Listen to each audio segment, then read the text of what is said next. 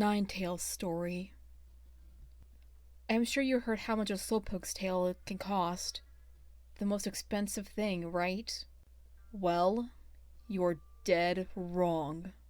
The most expensive thing is a tail of a Ninetails. Now, why don't you settle down into a chair and listen to the tale of a fool who tried to get a tail from Ninetails. The sun was shining and all was well. It seemed like a nice day for an average person to go out for a walk or train their Pokemon. But Sean wasn't an average person. Sean was one of the best item collectors out there, who collected things for his clients. A Togepi's eggshell, a tuft of a Clefairy's fur, a jewel from a Sableye, you name it, he would get it. However, this was the first time Sean was requested to get the tail of a Ninetails. Sean would just have to do what he did best, collecting it. The man trudged onwards, pushing aside the grass that blocked his way. According to his client, Ninetails lived in grasslands like this. Sean pulled out a sharp knife, smirking as he looked for a flash of golden fur. He was probably the first to take a Ninetails' tail, and without using any Pokemon too.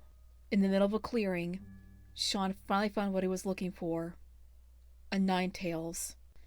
The Ninetails had already heard him, and was gazing at him with disdainful eyes. Sean edged nearer, grinning in a sadistic way. You have so many tails. Surely you can spare me one, the man purred, gripping his knife tightly. The Ninetails seemed to know what was going on, narrowing its red eyes in suspicion. Sean took that moment to lunge, his hand reaching a golden tail that was twitching. Yes! He roared in triumph as he managed to grab the tail.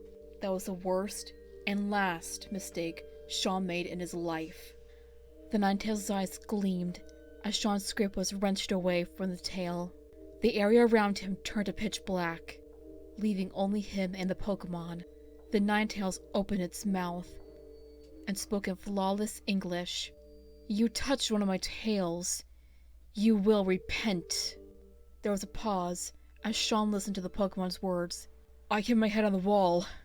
Sean chuckled to himself. It's just some bloody illusion. The Ninetail smiled, its white teeth gritting. 1,000 years you will repent, she hissed. And with the first 100 will be with heartbreak. Sean blinked as the Ninetail spoke. What was it with this illusion? He expected to wake up in the Pokemon Center any moment now, not sitting here listening to the stupid Pokemon's words. But at that moment, Sean felt an enormous pain, like somebody was stabbing him repeatedly. The pain wasn't physical either. The pain struck deep into his heart, making it feel empty and hollow. The Ninetail smirked as Sean crumpled onto the ground. 99 years, 364 days, 23 hours, 59 minutes, and 30 seconds left, she said slowly, enjoying the look of pain on Sean's face. Sean sat up in this empty void, never knowing how much time had passed. The pain struck him again. He whimpered. How long left? He asked himself. Every time a wave of pain struck him, there was a soft pad of paw steps, as the Ninetails who cursed his life appeared again. 1/10 of the total has been repented, the Pokemon observed. The next 10th will be with fear. So, it was in this fashion that Sean repented for goodness knows what sin he had done. Sean sat on the ground like a shivering wreck, waiting until the curse had passed. Sean was punished until 9/10 of the curse had passed. That was when the Ninetails appeared, looking especially pleased. You are free to leave, the nine-tailed Pokemon told him. You have 100 years left to live before I kill you in the worst way possible. The last 100 years have been the worst of Sean's life, living every day with the dread that he would be killed soon, that he was like a prisoner before execution. The Ninetails appeared before him on his last day, its eyes staring into his, the red eyes mesmerizing him, urging him to walk. Walk forward. Just a little more.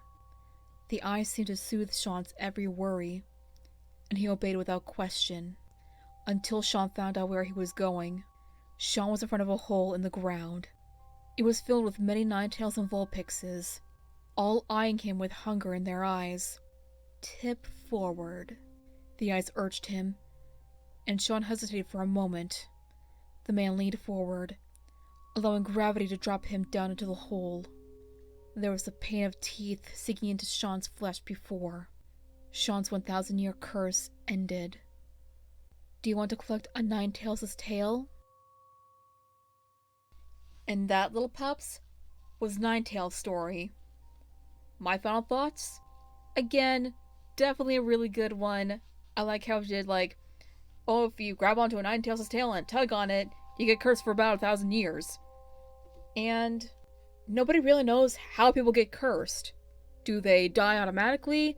Do they get cursed with bad luck? Do they suffer eternal heartbreak? Do they have any type of weird curse or something? But I think this one was the best example of them all.